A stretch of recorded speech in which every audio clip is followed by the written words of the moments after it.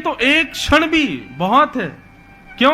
हमारे शास्त्रों में कहा जाता है जीवन भर भले ही पाप किया हो व्यक्ति ने, लेकिन यदि वो अंतिम श्वास लेते समय भगवान नाम गा ले, अंतिम श्वास निकल रही है और उसी समय उसके मुख से निकल जाए जगन्नाथ और बस प्राण निकल गए, फिर उसके जीवन के सारे गिले शिकवे माफ हो जाते हैं, वो सीधे वैकुंठ ही जाता है।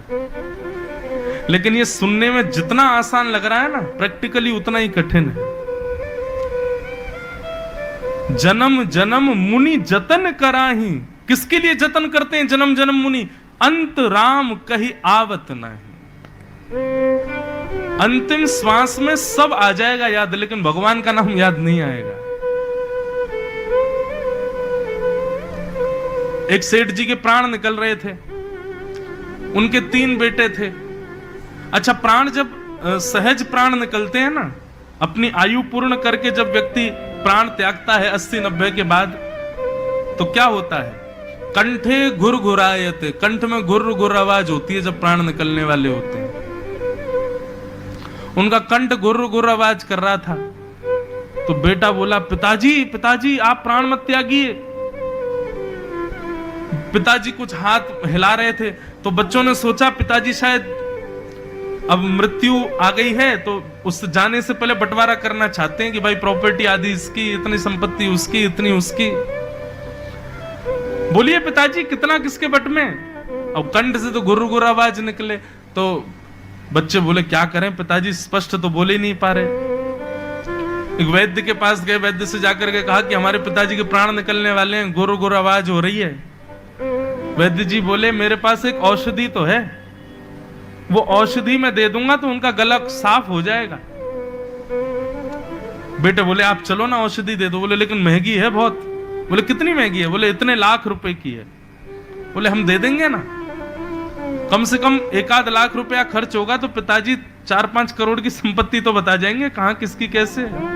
1-8 लाख खर्च हो जाए तो क्या बड़ी बात है। दे दिए वैद्य को। वैद्य आए, वैद्य ने आकर के चटनी बनाई, बढ़िया एक रसायन बनाया, और जैसी सेठ जी के मुख में डाला, भीतर जाते ही गला साफ हो गया। सेठ जी बोले बड़ा वाला बेटा कहां है मेरा? पिताजी यहीं खड़ा हूं मैं, आप बताओ। बीच वाला कहां है? बोले मैं भी यहीं हूं। छोटा कहां है? बोले मैं भी यहीं हूं। तुम्हारी पत्नियां कहां है? बोले वो भी यहीं खड़ी हैं, आप तो बस बता के जाओ किसका कितना कैसे।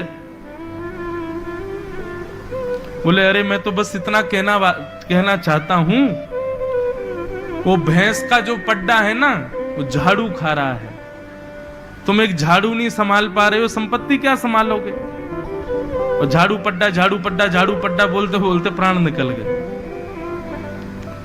और ये बात जितनी आसान, जितनी हंसी की, जितनी हास्यपद लग रही है ना, उतनी ही सत्य है। व्यक्ति का जब अंतिम क्षण आता है वो विवेक शून्य हो जाता है, और उस समय वो चाह करके भी जगन्नाथ जी को बोल नहीं पाएगा, नाम याद कर नहीं पाएगा। सोचो, लाखों रुपए का रसायन लेकर के भी थोड़े क्षण के लिए गला साफ हुआ, भगवान नाम गा लिया होता तो कृपा हो जाती, लेकिन नहीं, विषय ही याद आता है। बंधुओं, जब तक हम जीवित रहते हैं ना, तो विषय के अलावा जगन्नाथ जी की भी स्मृति होती है हमको। आप लोगों को बहुत इजी लगता है, संसार के लोगों को बहुत इजी लगता है, ठीक है हम क्लब जाते हैं, हम गलत काम करते हैं, हम ये करते हैं, हम वो करते हैं, हम उल्टे सीधे वस्तु खाते हैं, किसी के साथ छल करते हैं, कपट करते हैं, लेकिन हम जगन्नाथ जी को याद भी करते हैं, हम बीच बीच में भक्ति भी। परंतु जब अंतिम क्षण आएगा ना, तो जितने विषय भोगे हैं वही याद आएंगे, जगन्नाथ जी याद नहीं आएंगे। ये अंतिम समय की ये नीति है, ये रीति है।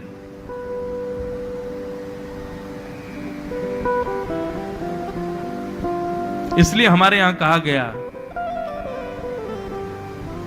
काम करते चलो नाम रटते चलो, हर समय कृष्ण का ध्यान धरते चलो, मुरली वाले को मन से रिझाते चलो, कृष्ण गोविंद गोपाल गाते चलो। हर क्षण याद करो श्याम सुंदर को, हर क्षण उनकी स्मृति बनी रहे हमारे दिमाग में। चलते फिरते उठते बैठते खाते पीते हर समय ठाकुर जी को याद करो। हम नहीं कहते घर परिवार छोड़ो, भाई छोड़ना नहीं है, हम खुद घर परिवार वाले, पर हर स्थिति में भगवत स्मरण रखो, जगन्नाथ जी को याद रखो, उनकी स्मृति रखो अपने चित्त में बस। उसका प्रभाव क्या होगा? जीवन भर जो ठाकुर जी को याद रखता है ना, तो अंतिम समय में तो बहुत कठिन है कि भगवान की याद आ जाए, पर जीवन भर जिसने जगन्नाथ जी को याद किया हो, ऐसा व्यक्ति जब अपने प्राण त्यागता है तो जगन्नाथ जी उसको याद कर लेते हैं, जगन्नाथ जी की स्मृति में वो आ जाता है। और सोचो, जगन्नाथ जी जिसको याद कर लें, हम जगन्नाथ जी को याद करते हैं, जगन्नाथ जी हमको याद कर लें। हम प्रधानमंत्री से मिलने जा रहे हैं और एक बात है, प्रधानमंत्री हमसे मिलने आ रहा है, दोनों में कितनी बड़ी अंतर है। जगन्नाथ जी की स्मृति में हमारा नाम आ जाए, हम उनकी स्मृति में पहुंच जाएं, उसी के लिए तो भक्ति है। लाखों लोग जाते हैं लेकिन जगन्नाथ जी साल्वेक को याद करते हैं। हजारों लोग श्रीनाथ जी का दर्शन करते हैं लेकिन श्रीनाथ जी सूरदास, कुंभनदास, कृष्णदास इनको याद करते हैं। द्वारिका में लाखों लोगों की भीड़ जाती है पर द्वारिकाधीश के चित्त में तो मीराबाई विराज रही है। हमारे चित्त में भगवान बैठे। भक्ति केवल यहीं तक सीमित नहीं, अपनी भक्ति से आप ठाकुर जी के चित्त में बैठो, ठाकुर जी के चित्त में हम विराज जाएं।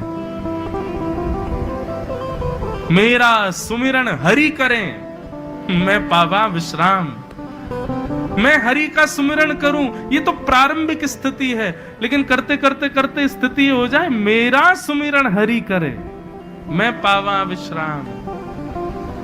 और वो कब संभव है? जब जीवन पर्यंत और खास करके बाल्यावस्था से भगवत स्मृति की हो,